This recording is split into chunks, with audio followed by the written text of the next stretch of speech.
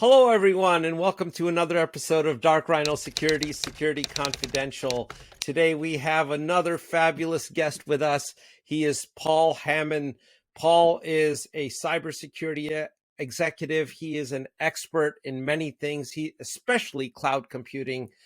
He has worked at so many companies that you all have heard out there, people like Truist, people like SunTrust and Capital One. He is a contributor to CIO Review, and most recently, he's been a contributor to IDGs CIO think tank roadmap report on setting the multi-cloud agenda. Paul, thank you for being here and welcome to the show. Thank you very much, Manoj. I appreciate it and very excited to be on your program. Thank you. Hey, thank you so much. There's so much to discuss. I don't know if we're going to get through. We have a laundry list of questions, but if we miss some stuff, maybe they'll give us a reason to have a second conversation.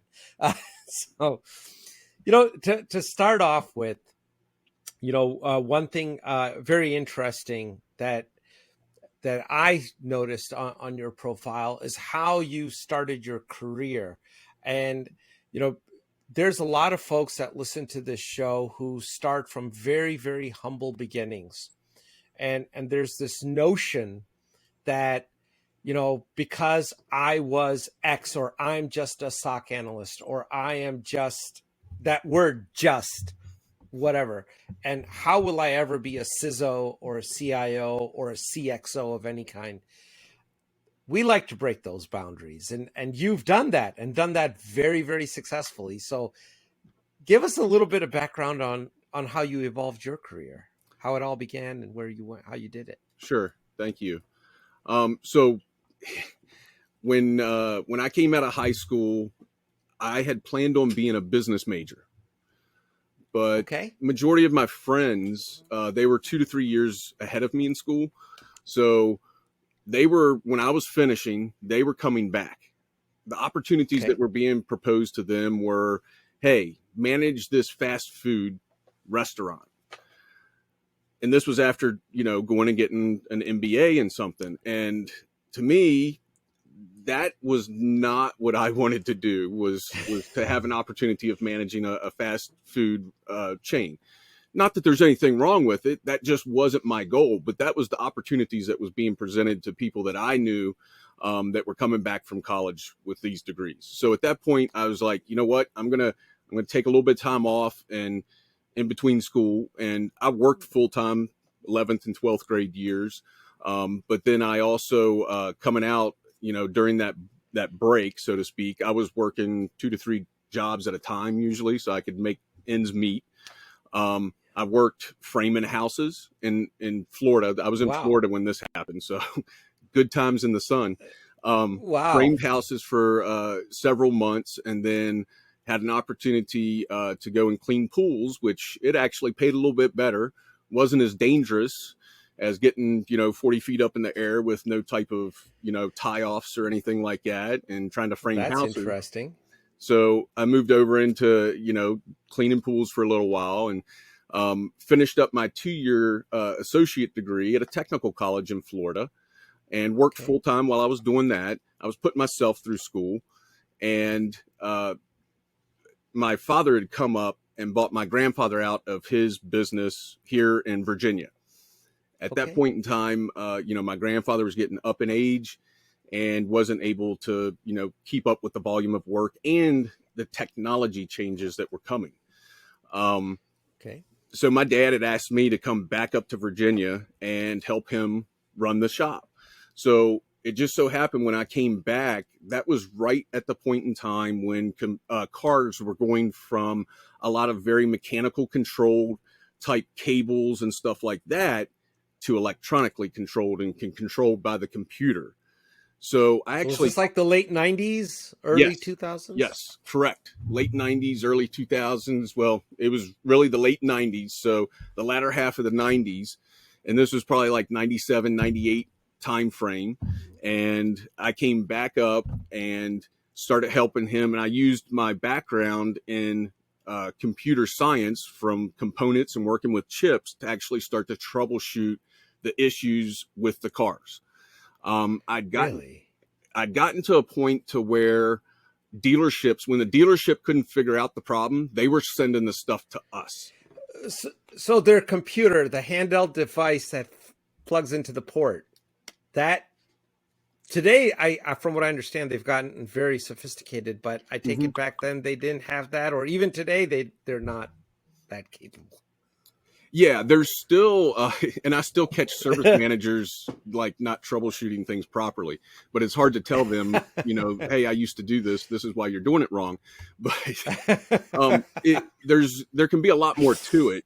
And because, a lot of times those computers are a lot more advanced and you can get a lot more information out of them now than what we used to be able to. But I started to learn about digital and analog, signals, right? On, off. A lot of mechanics that had been, coming up, they weren't exposed to electronics at all. So they didn't have this experience or background. And I just started to apply the computer science and component level knowledge that I'd learned in the tech school to troubleshoot and fixing cars. And I became fairly decent at it. Wow. That's incredible. Oh, sorry. Go ahead. No, go ahead. This is fascinating. Please. So, I did that, and for a while, I moved up front too, because for a while I was doing all the computer diagnosis and then taking transmissions in and out of cars, putting them in, and then I was doing quality control. I would drive them, make sure that the computers reset the shift points inside of the cars properly so that it drove properly for the customer when they picked the vehicle back up. And then my dad moved into the back and let me start running the front. So I was running the front end of the business. Plus I was spending most of my time up front because I was doing all this electronic diagnosis all the time. It just made sense for me to be up front because going from front to back with the computer, it just made more sense for me to move up front and run the business in the front end. So long story short, I got bored. My dad had planned on me taking that position over, taking the company over and running it and keeping it within the family. But I got bored, and, I also felt like there may have been some monetary limits on what I could actually make. Okay. That I would hit some ceilings at some point that I didn't think long term was going to reach my own financial and monetary goals that I kind of started putting into my head of what, I wanted to do. So I went out and although good repair shops make a fortune today. Well, so and they're very rare, and they're rare. We were landlocked, so we were limited. Oh. We had a 3-bay shop. We've talked to other guys that had 6-bay shops that weren't making as much money out of their 6-bay shop as what we were making out of our 3-bay shop. And a lot of that was because of our processes and our procedures that we put in place, which was knowing what we had coming in, making sure we had the right inventory in place. We knew the common inventory that we needed to keep in place. We even had very large auto parts manufacturers that were local, that sometimes they were buying parts from us because we were managing our supply chain better than what they were. And then some of the things we were actually buying cheaper than what they could buy them for, because we had a better relationship with the vendor that produced that particular thing that they wanted to resell. So we were doing very well. But I was like, I'm going to go try my hand at computers. So still had my 2-year degree at this point. I went and found a job out of the newspaper. It was a systems technician for Ralph Lauren Children's Wear Distribution Center that was located in West Virginia. I worked on an AS400 mainframe, wow. And then we had about a 300, back then it would have There's been... a whole bunch of those still out there. Yeah. You know that. I'm sorry, didn't mean to interrupt. No, you're fine. A lot of people listening may not know what an AS400 is, but it's very commonly used, and still a lot of them are alive and ticking. But absolutely, and I was doing well there. But at that time, I was also started to take MCSE classes. Okay. And what happened was, when I first started going into MCSE classes, I was going in my work clothes. So I smelled like transmission fluid and grease and everything else, because I left straight after work and went into class. And the teacher that was there saw that I wasn't wearing, work uniform anymore. I was wearing like normal clothes, not mechanic clothes.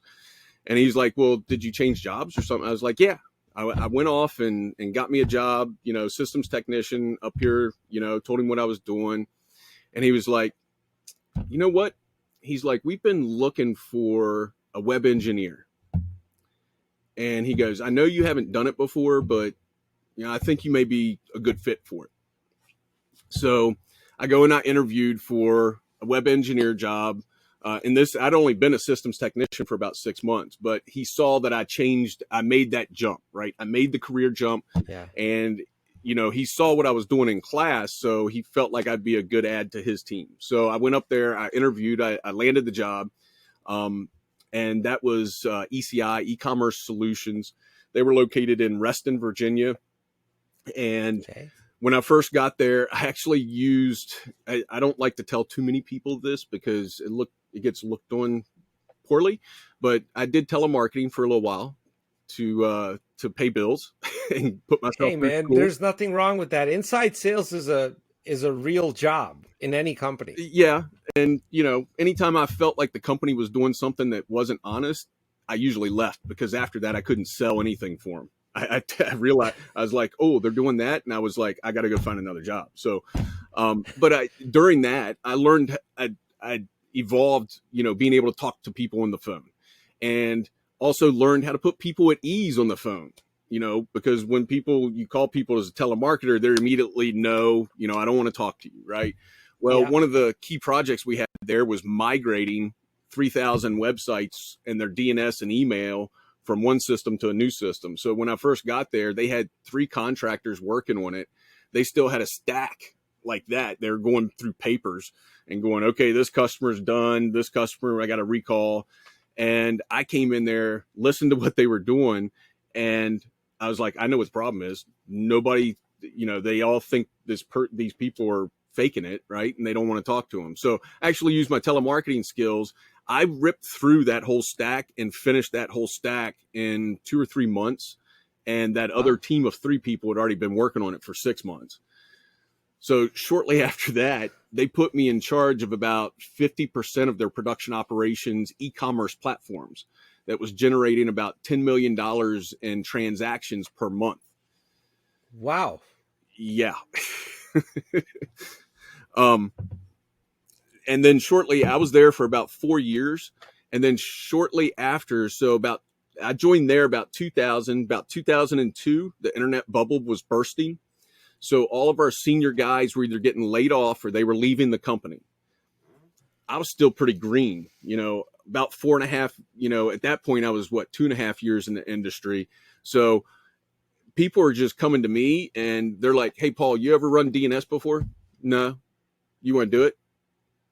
Yeah, sure. I'll give it a try. Why not? Yeah, why not? So, that's been a big thing for my career, right? When people have come to me with stuff that I haven't worked on or haven't done, I've always been like, oh, yeah, sure. Why not? I'll give it a try. It's something new to learn. Why not? Right? So discomfort is something that you're comfortable with. You're very, if I said that right, and a lot of people are not. Yeah, that's true. I've probably taken on a lot of risk, as I've stepped through different roles. And, when I started out, I didn't know what a CISO was. I'm not even sure we even had CISOs back then. I'm sure there was probably some. I think Tony Spinelli may have been one that was floating around back then, but there wasn't many, right? And the cyber industry really wasn't, there was still things out there, but not like it is today, right? As a web engineer, we were hardening the servers. We were doing access control for stuff. We were doing those security things as part of our web engineer role or position. And then we were also doing the operations piece too, right? Which was making sure that the platforms are up and available and that the response times are correct for people to do a search, right? Like if these were office product supplies, and I actually was managing, I think they're still the largest independent office product supply dealer in the United States. That was also one of their websites that I was running.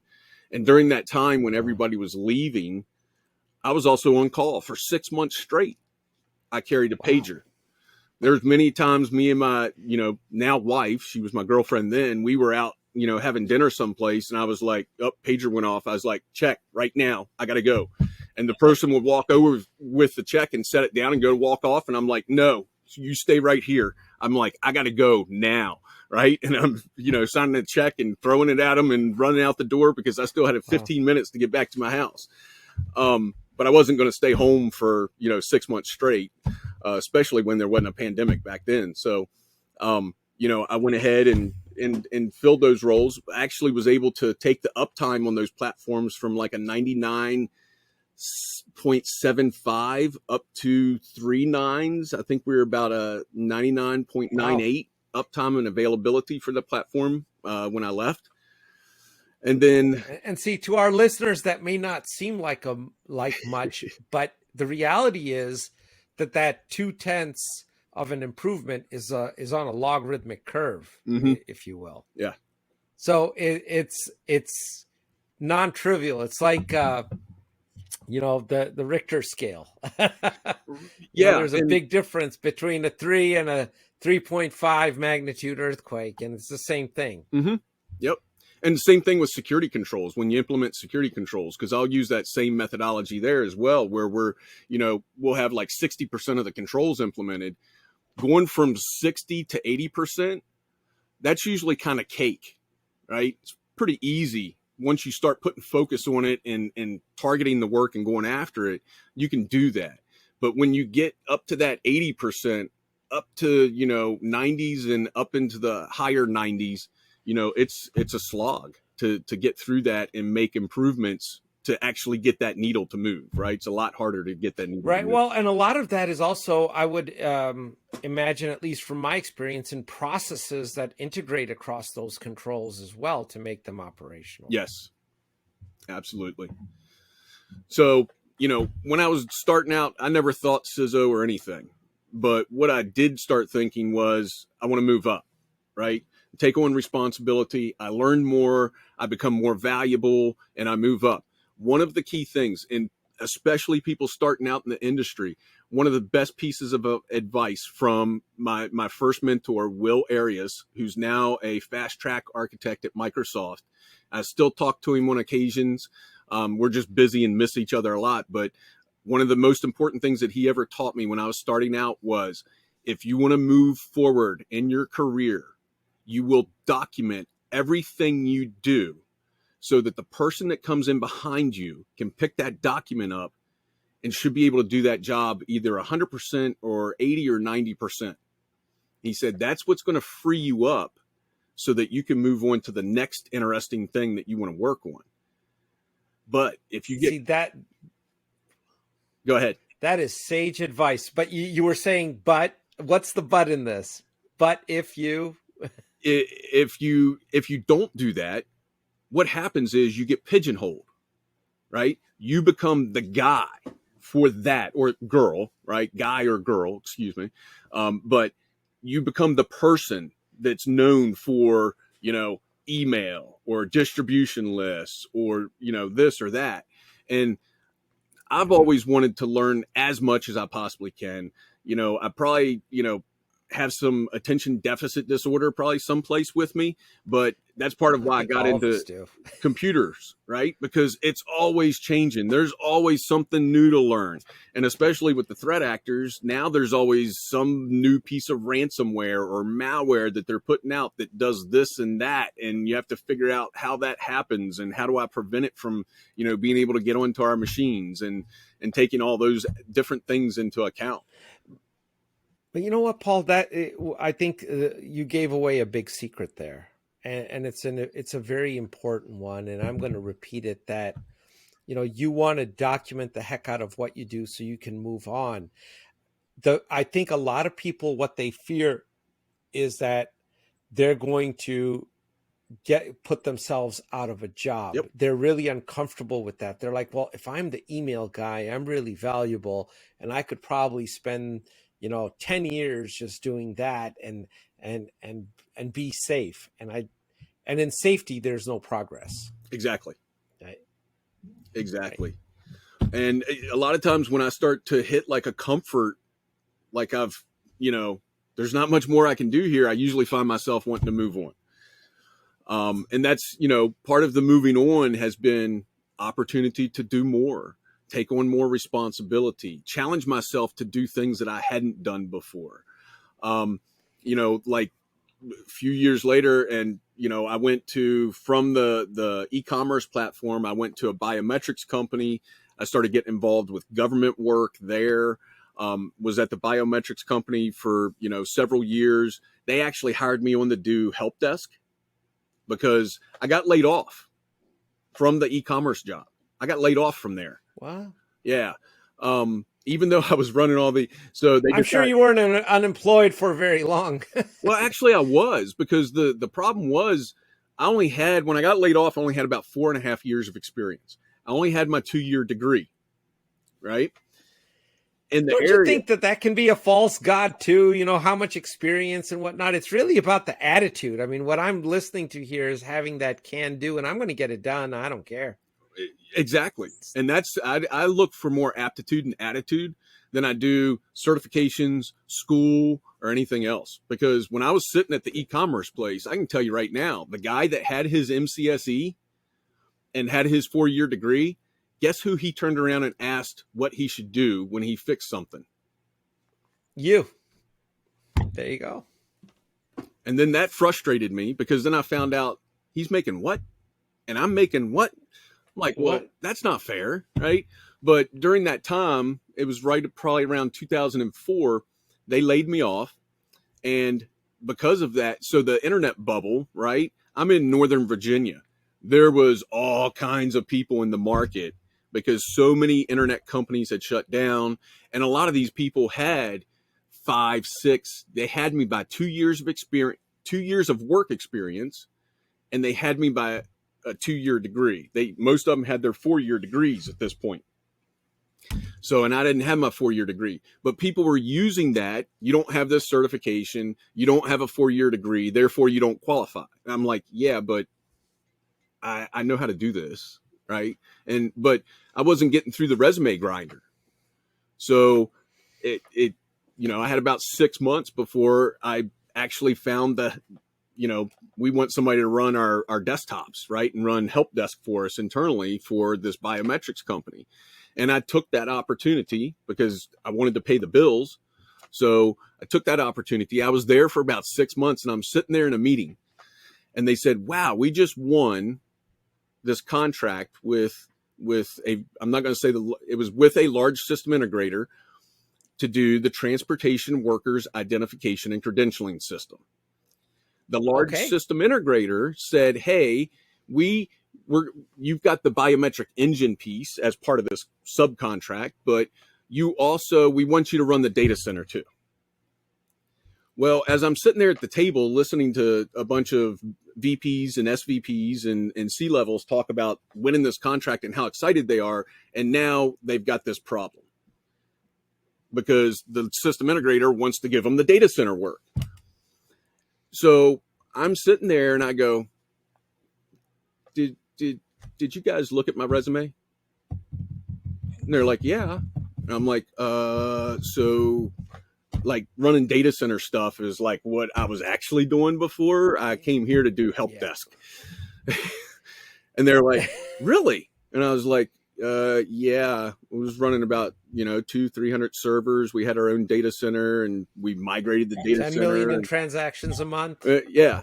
And so they were like, oh, well, hey, okay, you're going to go up there and run TWIC data center then for the transportation workers identification credentialing system, which was in, I probably shouldn't say, it was in Maryland. Okay. Up by some special buildings in Maryland. We'll just leave it at that. And there was also some people running out of that data center that had very, sensitive information that they were dealing with too. But so when I get there, I start looking at what I'm working with. The first thing that I noticed is they said, well, you got 3 people that you put on here. And I was like, okay, so we're going to patch during business hours? No, you can't patch during business hours. And I was like, 3 people ain't going to be enough. I need at least 5 people to do 24/7 data center operations, at least 5. So immediately I got 2 or 3 people added to the contract that was not in there originally. So, the company loved me for that, because now I'm adding money and revenue back onto them, because I've already increasing revenue. Yeah, I've already spotted a problem. I haven't even touched anything yet. So, long story short, we took a program, the TWIC project they'd been working on it for like 2 years. We had about 6 months to take it from, government's mad because it hasn't gone live to going live. And essentially we went in and had to make sure all the backups, all the system security was done, and make sure that we could pass the government audit before we could turn it on and start taking, biometrics for people and being able to do those things as well. Go ahead. I'm sorry, go ahead. Another project that I'd done while I was there too, and some people probably know this one, which is called the CLEAR program that you have in the airports today. So you're responsible for that. At least at the beginning. Okay. When it first started, there was no TSA pre-check, right? That was another scenario, right? I'd never built out a full PKI solution before, but for that, we had to build out a full PKI, a root CA, a subordinate CA, issuing certificate authority.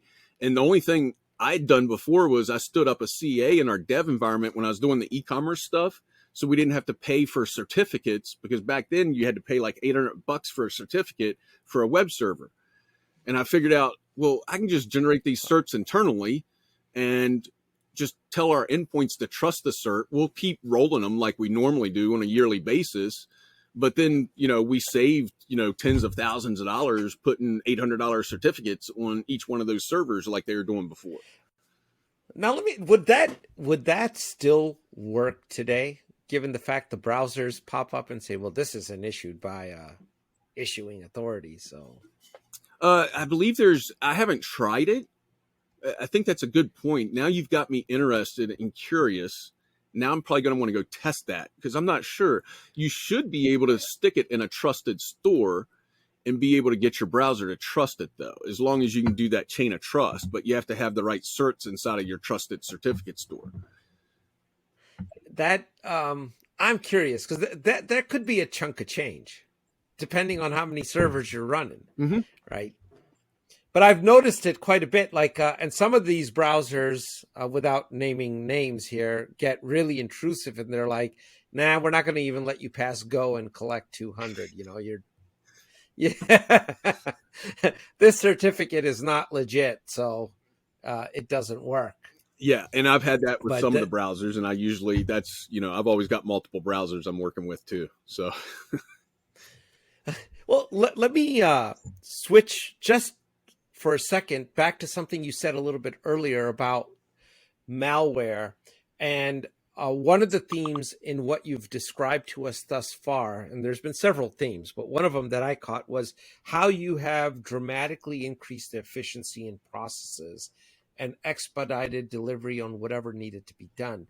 Now we're seeing the bad actors do the same thing. We're seeing dwell times have come way down. Like I remember they used to be like 200 and some odd days before, and now we're down to 90 minutes or less in some instances, right? What's driving that? Like, is the movement to the cloud? What's driving that? So I think what's driving the dwell times down is actually the defender's ability to detect them and ferret them out of an environment. Therefore, it puts them at risk of having to start all over again, right? So I think rather than laying dormant for an extended period of time, because let's face it, some of the ransomware companies and malware people that are sending this stuff out, some of their businesses and processes that they have in place are actually better than some of the, for-profit organizations that I've seen out there, running things. I mean, they look at, how they're doing it. And before, they probably had people that they were breached, but they probably had a queue that they were working through of who we're going to, we've already, infected all these companies. We're going to lay dormant because we're going to focus on these guys first, and then we'll circle back to these guys. But as the defenders, and we've gotten better as an industry at finding and detecting them and kicking them out of an environment, you have to think about that. Now, when you kick them out of an environment, they have to start all over, right? That's a reinvestment that they have to put in. So their return on that investment of doing the infection the first time has now gone down if they have to go in and do it again all over, because the same method may not be there that they used before. So let me ask you this. Is it really the detection, or is it prevention? So has our prevention gotten that much better that they have to act faster, or has our detection got that much faster? I think it's a combination of both, right? Before, because the U.S. Air Force had they coined a term called the prevention paradox. So this is why I bring this up, where they say the more you focus on prevention, the less secure you become, because essentially if that's all you're focusing on, you lose the ability to see the movement of the bad guys to anything that you cannot prevent. Yep, absolutely. Right. That's I'm oversimplifying it, but that's pretty much the gist of it. So that's why I'm trying to make that delineation, and I'd love to hear a real security professionals. So I think it's both. I think it's both prevention and detection, right? There's far more security awareness now for general users than what there's ever been that I can ever remember, right? People are definitely, starting to pay more attention. My parents, they're in their 70s. They, sending links and what they click on, they're definitely more aware. They rarely will click on a link that they get in an email anymore. I've told them different, methods of how to address that. If it's a password reset, it shouldn't be coming unless you just asked for it, stuff like that. So I think it's both, right? And I still have to remind people this too, because I still have some folks that are like, hey, well, Defender said it caught it, right? Yeah. Did it? Are we sure? So even if I have preventive controls in place, I'm still looking for detection, right? I don't let my guard down, because there's always going to be a problem someplace, somewhere. Either somebody drops a control, or it gets missed, or there's a gap, or, the bad guys figured out how to get past the preventive control that you put in place. So now you're back into detection and response mode, right? What I try and use preventive for is let's use as many preventive controls as we possibly can, because I love preventive controls, because it helps reduce a bunch of the noise for my detection and response folks to actually focus on the things that they need to be focusing on, rather than having a bunch of noise coming through because you don't have a bunch of preventive controls. Because I've seen this in orgs where the security operations team, they're playing, cat and mouse with the DevOps teams all day long, because the DevOps teams are overprivileged. They're making things public. The security operations guys are trying to come back in and go, hey, why is that public? Take that down, and doing stuff like that, rather than working on, we don't allow public S3 buckets, and we don't allow, databases to be made public. Those types of things just automatically out the gate have no reason to be there without an exception being in place. And that's a weird exception to begin with. But, they're spending more time doing stuff like that, triaging misconfigurations, rather than focusing on doing the analysis for the detection and incident response pieces. Because that's one of the things that I tell security people, especially if you're in security and they say, I have nothing to do, and you're a engineer, and they say they have nothing to do. I'm like, have you looked at a log? Why would I look at a log? There should never be a point in time where you have nothing to do. Exactly. That's an impossibility, actually. I don't know how that would be. Yeah. And what you're saying is exactly correct. I mean, for the bad guys, figuring out how you prevented them is not that hard, but figuring out how you detected them, that's non-trivial. Because we had, a leader in the EDR space, and it pops off and says, hey, we stopped this. Awesome. I asked the guy, did you look at the event further? Did anything else launch? Not sure. I'm like, well, we need to go look at that, right?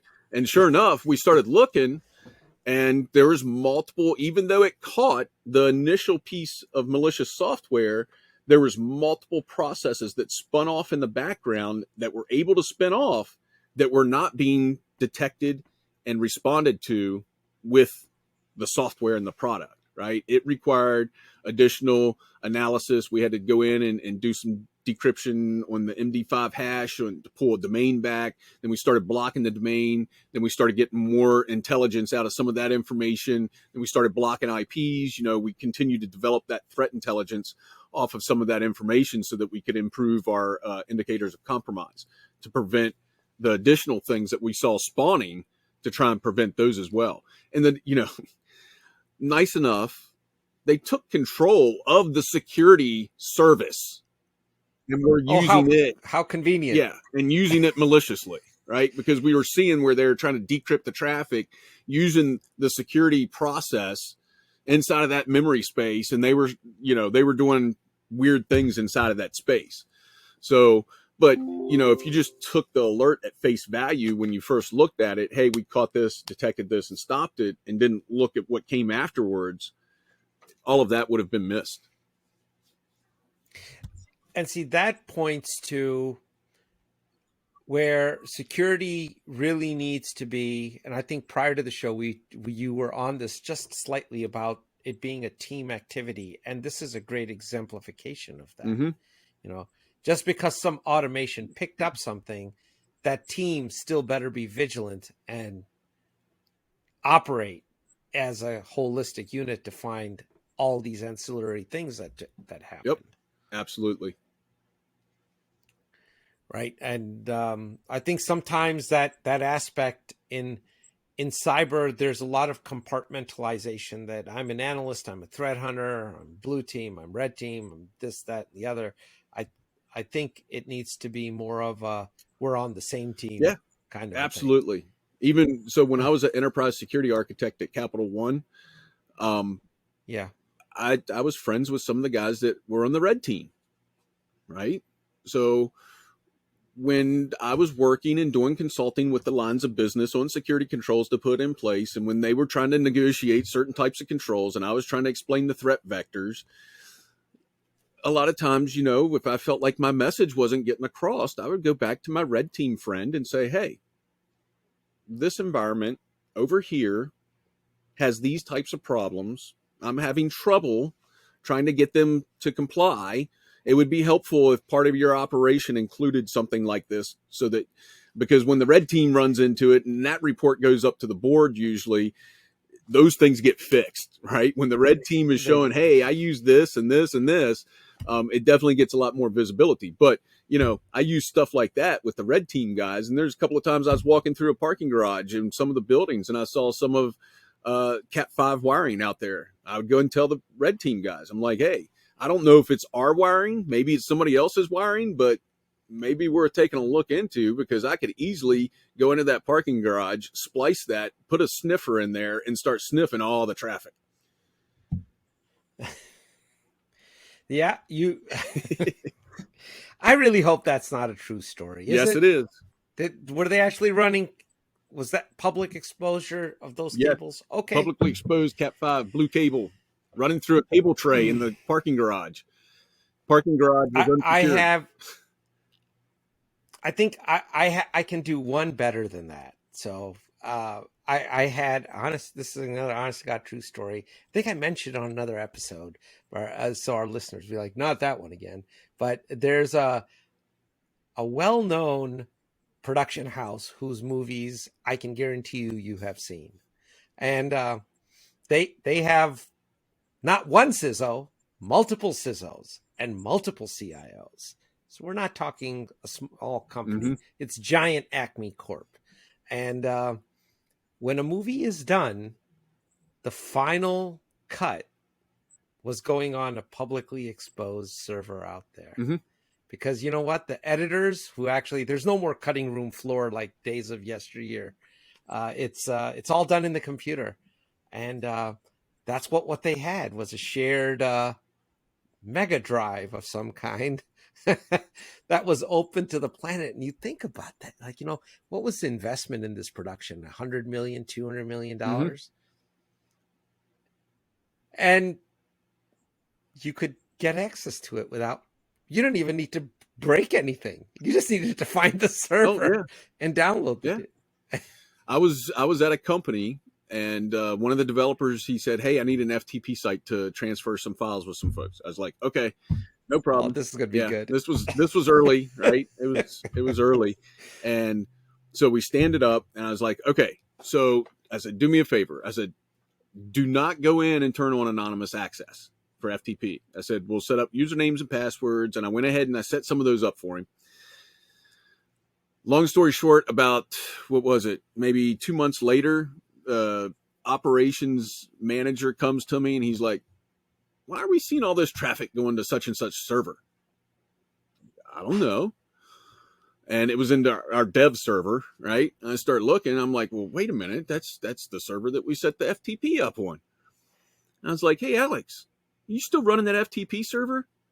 "Oh, yeah, I am. I forgot to turn it off." It's like, oh, man. So I go and I log into the server and I look, and sure enough, he flipped on anonymous FTP access. Anonymous.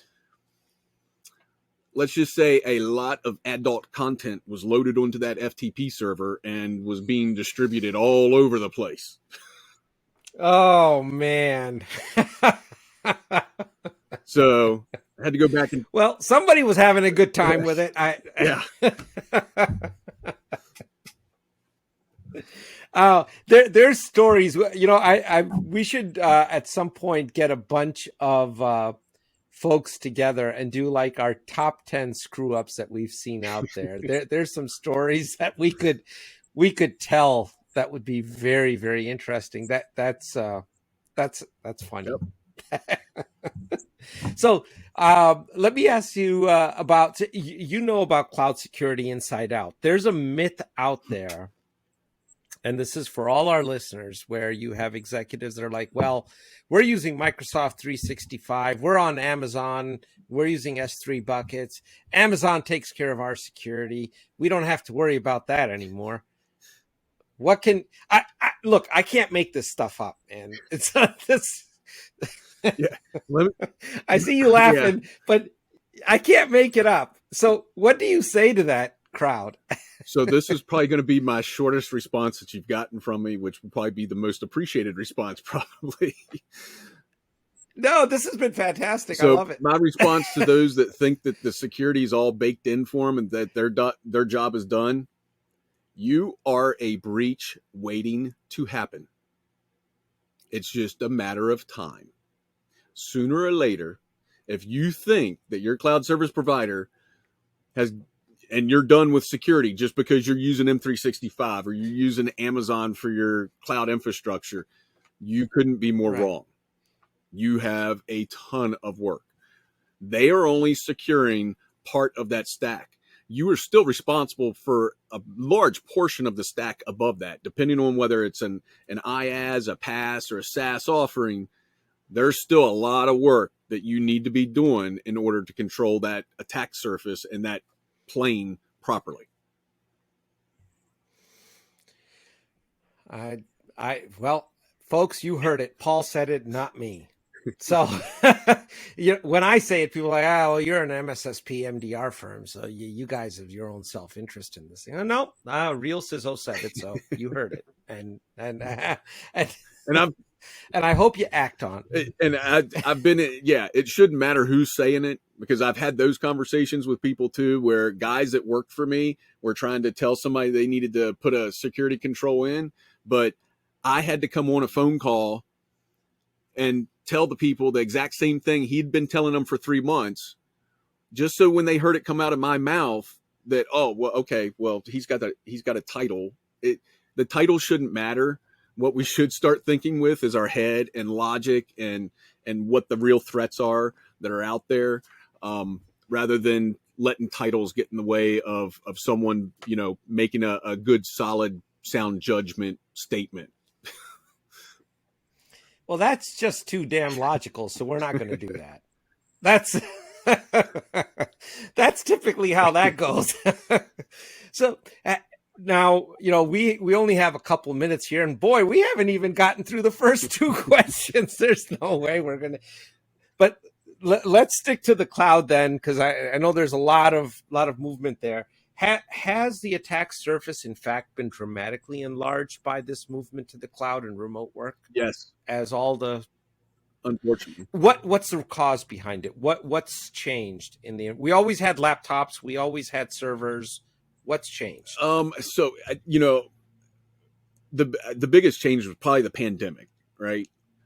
The big push on the pandemic and a lot of people to scramble to enable remote work for their employees, and still being able to do it in a secure manner, right? Even the federal government had challenges in that space because, I talked to people and I knew about a large amount of work that Microsoft was doing related to support the federal government when we went into this mode. Right.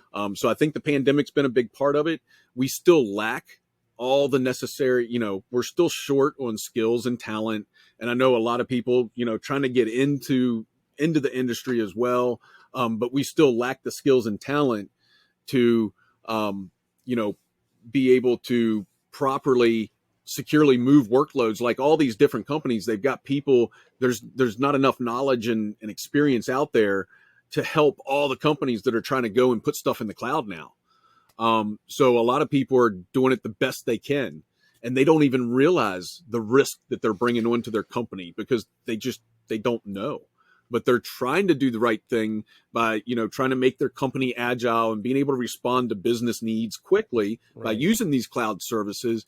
But they don't realize, the other risks that are being brought on because the threat vectors and attack vectors start to change a little bit, and they're not prepared to respond or prevent them from happening a lot of times.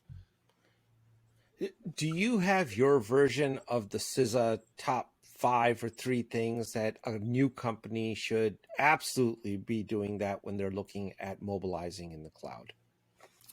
Wow. Top things. And I ask this because we're running short on time. So it's misconfigurations, right? Okay. Access control, identity and access management, and the controls that go along with it. Visibility and monitoring. Let's see. Those are my top 3. Knowing where your data is. Hey, that works. But that's a huge one. Knowing where your data and what that data is and what it is. So you know how to protect it. How do you know? You don't know how if you don't know what the data is, you don't know how to protect it. So, so there's 4. Blanking on a 5th one now. Hey, top 4, we'll take that. I look at the CISA top 3, and I think most companies have a hard time with even getting the top 3 done right. Oh, so yeah. Inventory. We've got 4 here. There's my 5th. Inventory management. Because with the inventory... And when you say inventory of assets... How do I know if it's even supposed to be there? How do I know if it's rogue? That's the first thing. Is it rogue? I've walked into some companies and I was like, so when you do asset and inventory management, I was like, how do you guys detect rogue device on your network? And I just got no answer and blank stares. And I was like, no, please, no. Like, you don't know when you've got a rogue device on your network. This isn't good, right? And you know what the interesting thing is? I read a stat on this. So if companies that have deployed tools like any asset manager, there's so many of them out there. A lot of times, more often, on average, they find 10% more assets than they actually thought that they had. Yep. I've talked to some people that are higher than that, like 50%, like missing 50% of their assets, and they don't even know it. Now, how can that happen? That's a big number. That's half. Well, a lot of it ends up being like shadow IT, right? Somebody goes up, spins up a cloud account. Next thing, you spin up a cloud account. I mean, have you looked? You put an app in there, and I mean, you next thing you know, you got a couple thousand resources real quick, right? You know, some S3 buckets, some Lambda functions, some EC2s, VPC, security group. You know, all the objects going into an S3, it doesn't take long for, an asset count to go up. Yeah, now that you described that makes perfect sense. But I would hope that people are accounting for that. That to me is like a critical infrastructure. You need to have that in your Not all people are sites. And I learned, the inventory piece, especially with the cloud when I first did the government. So I worked on 4 back-to-back government cloud first initiatives. The first one was DoD HIPAA healthcare it was HIPAA and DIACAP standard for the Department of Defense. The second one, we were actually partnered with Amazon Web Services. When Amazon received their FISMA moderate certification, we were actually partnered with them. We built a console in front of Amazon's console that met the FIPS 140-2 requirements that at that point in time AWS was not prepared to do, and they didn't have identity and access management. Everybody was still logging in with a root account.